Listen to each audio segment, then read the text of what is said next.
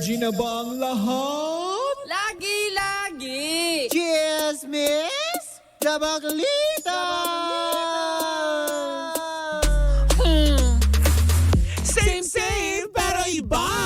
Kayo patuloy pa rin pong nakatutok at nakikinig sa number 106.7 Energy FM. Pag huwag mong sabihin radyo. Sabihin mo! Yan! Isang magandang araw ng Miyerkules sa inyong lahat. 33 days to go before Christmas, mga pangga. Correct. Today is November 22. Oh, How are you? 11-1122. Yun yung ano. Pwede niyong itaya yan sa EC2. Oo. Yan. At, diba? Sa swear dress. Oo. Sweatress Lotto.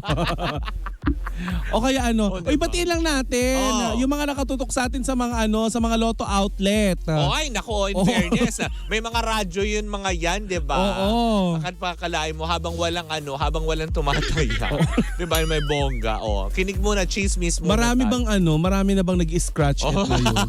Uy, alam mo, naiinganyo ako dyan, Mari. Bakit? Na-try yung luck ko sa scratch it. Wag. Kasi Gambling pa din. Oo, gambling. We don't promote. We don't promote, but We play. we play. Hoy, tigilan mo ako. Charot. Nagpupunta pa kayo sa bahay para mag-tong eats. Anyway, sa magandang umaga ako po si Kapitana Sisa. Ako naman ang hindi nagtutong eats pero nakikikain. Yun eh. No? Nakikikain ng fishball ni Mang Mar na si Tita diba? Cora. Dito na ang Baklita! Woo! Woo! Diba? Nakakaloka. Hello po, magandang umaga sa lahat pa rin po ng mga kumakain ngayon sa mga karinderya ngayon. Sa mga naglalabas ng kanilang paninda. Nawa ay kayo ay kumita ngayong araw na ito. Diba? Oo. Ma-achieve ninyo yung dapat ninyo mga ma-achieve. At diba? sa mga buraot, wag naman kayong utang lang ng utang. Uutang sa kabilang tindahan, tapos pagdating ng ng pagbibili sila, sa kabilang tindahan naman sila bibili. Alam mo, reklamo yan ni Chang Ami for sure. Ay, nakikinig sa atin si Miss Cheryl Cosim. Ay, Miss Cheryl. Hi, ate. Ayan, pinapanood ko si Miss Cheryl tsaka yung brother niya. Correct, diba? Ang cute nila. Diba? Oo. Pero diba, syempre dapat tutukan natin. Kung mapagkakatiwala ang balita, syempre tutok tayo sa TV5. Correct.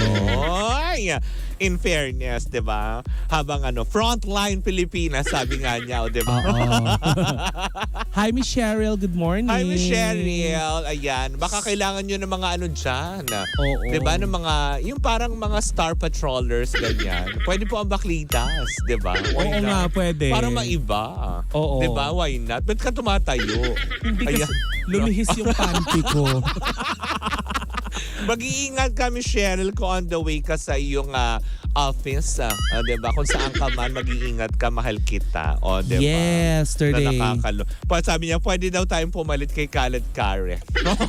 Ay, hindi. Pwede kaming sumama sa kanya. Oo, pwede kaming sumama. Diba? Na nakakaloka.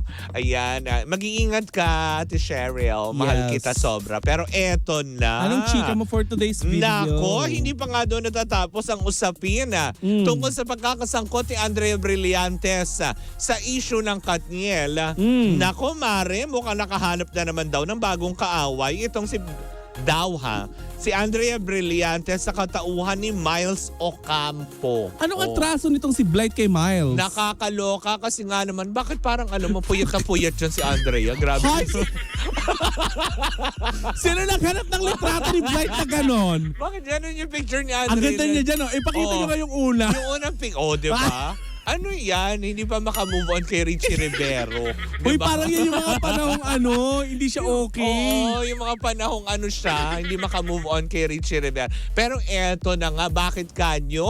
Dahil medyo nahiwagaan nga ang mga tao dahil nga sa pag-unfollow ni Miles Ocampo sa mismong social media account nitong si Blight or mas kilala bilang si Andrea Brillantes. Dahil para daw bang naiugnay na naman ang pangalan ni Andrea sa breakup nila ng kanyang jowa na Elijah Canlas. Canlas. Oh. Ha? Hiwalay na sila? Kailan pa? Yun daw ang sabi. Yun ang chika. Pero wala Kaya- pang confirmation. Wala pa namang bali-balita na confirmation tungkol sa paghihiwalay ng dalawa. Pero yun ang ugong-ugong ngayon na mukhang si Andrea na naman daw ang itinuturong dahilan.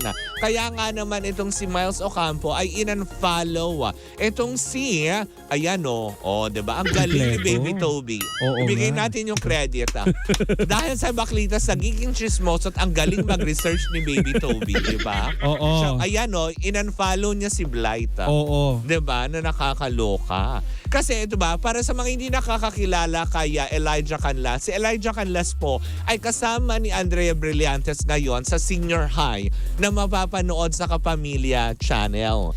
'Di ba? Na kumbaga parang sila ang nagkakaroon ng parang closeness sa naturang serye. Kung kaya nga ba yan ang tinuturong dahilan na bakit nagkalabuan daw si Miles Ocampo at si Elijah Canlas. Oy. So ano? So, Lahat na lang na madidikit kay Andrea, ano? Nakakaloka naman. Bakit Alam mo parang kung- si Andrea talaga? Si Andrea na naman. Hindi na nga siya umimik doon sa issue ng Katniel para alam mo yun. Kasi sabi nga niya wala namang issue. Wala siyang dapat i-explain sa tao and everything to that. Diba? At hindi rin niya kailangan makisawsaw sa issue dahil wala naman siyang kinalaman. Alam mo, Mari, sa mga issue ngayon, puro pang-aagaw ng jowa ang naging ang Correct naging ka. issue ni Andrea. Ang image niya ngayon parang nababahiran na ng ng hindi Parang- maganda. Oo, diba? Anong palagay nyo naman? Ano bang tingin nyo kay Andrea? Ganun ka desperada? At saka parang hindi naman malandi yung bata. Malandi Diba? ba? Parang hindi ang naman. tingin, ang pinalalabas nyo, ganun yung ugali ng ba? Wag naman po. Sino ba nag-uugnay? Diba? Yung mga netizen, lalo pa yung ibang mga supporters nitong sina Miles Ocampo at Elijah Canlas.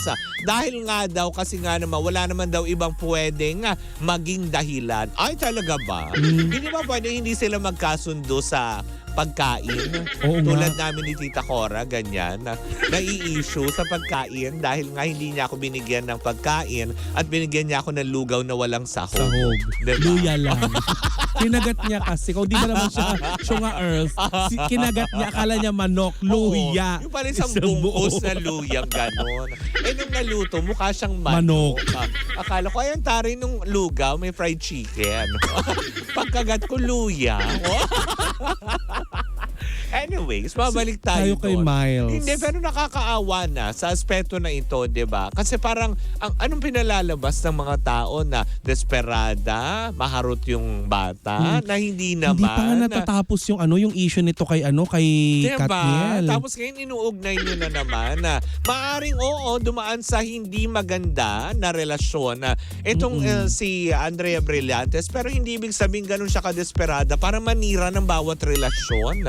Diba? Ano palagay nyo naman sa kanya? Homewrecker? At saka Mare, sa diba, nabanggit naman na niya dun sa kanyang sa kanyang ex account Oo. na hindi naman daw siya maninira ng relasyon dahil nanggaling na nga siya dun sa ganon. Alam niya ang pakiramdam ng niloloko at ipinagpapalit. Na nakakaloka. Diba, Richie Rivero? Diba? Na nakakaloka. Ano nga ba yung dirty laundry mo? Diba? Oo. Ano nga yung ilalabas ano yung mga mong dirty linen na ilalabas? Oo. Ano yung diba, in yung fairness? skeleton in the closet? Ay! Taray! entry. So malalaman natin yan. Wala na, natapos na doon, di ba? Na nakakaloka. Pero kaya yun nga, yun? nakakaawa naman na yung bata. As in Oo. talaga halos lahat na lang. Tapos lahat na lang nagbe-break up, kagad si Andrea may kasalanan. Kaya nga. Hindi ba pwedeng, alam mo yun, na parehas na magkarelasyon ng may problema? Kung Bakit hindi nyo na din nag-workout isisi kay Andrea yung paghihiwalay ni Sharon Cuneta at ni Gabby Concepcion? Sige na, nahiya pa kayo. Bakit hindi na rin natin isisi kay Andrea yung kung bakit nagkagalit si Sharon tsaka si Casey Concepcion? Oo. Diba? Yung mga ganong aspeto. Kung bakit nagkahiwalay si Ate V at saka si Edo Manzano. Go! Wow, bagong-bago yun. Nakakaloka. Pati yung gera sa Sa Israel. sa Israel. Isisi kay Andrea. Nakakaloka. Uy, pagpahingayin nyo naman yung ceasefire naman muna dun sa bata. Oo, Nakakaawa magpapasko. na. Hindi porket may proyekto yung tao, alam mo yun, na mapopromote siya na, alam mo, in a negative way. Oo. Diba? O sabihin na nga natin good or bad publicity, still publicity at makakaganda nga yun sa kanya karera. Pero wag naman sa ganitong paraan na Hindi lagi ako naniniwala, Mari, na may peace of mind ka kapag kahit na may publicity. Oo, Siyempre, isipin mo yun. hindi ka pa paano, di ba? Isipin niya, ganun. Siyempre, yung bata, maano na naman. Alam naman natin na yung bata ay medyo, alam mo yun, ginaguidan pa lang na medyo mas mga nakakatanda sa kanya, sa mga dapat niyang gawin. So, another problema na naman, mawiwindang na naman yung bata. Tsaka wala na nga siyang pang-amoy. Di ba? Di ba? O, inborn daw yun, sabi nga niya, di Oo. ba?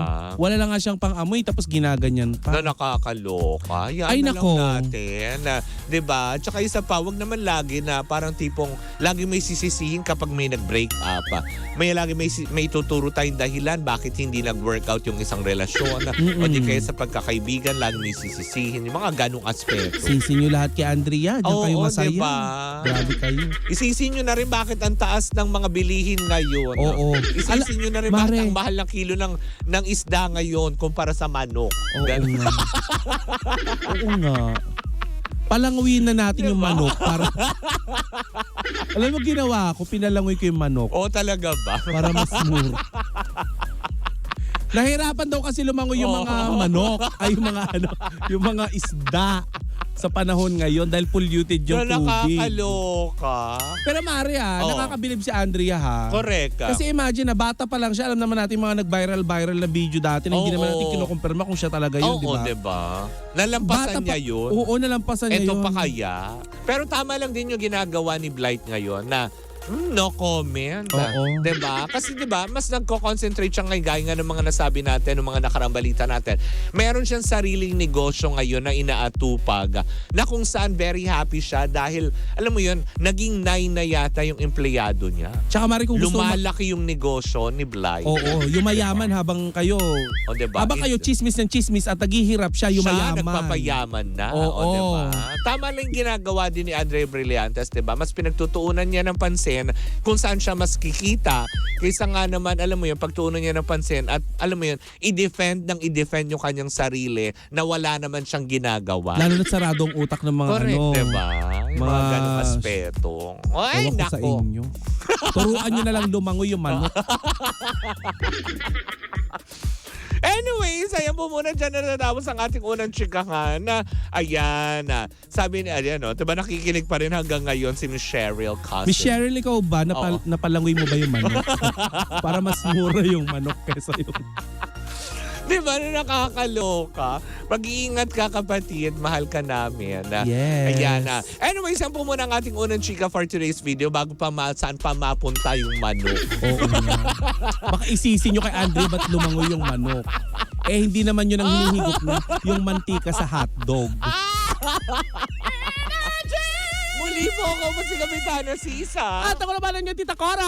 At kami pa rin ang Baklita sa Woo! Woo! At tuloy-tuloy pa rin po ang ating tugtugan. Siyempre dito po lamang yan sa number 106.7 Energy FM. Pagka, wag mong sabihin radyo. Sabihin mo!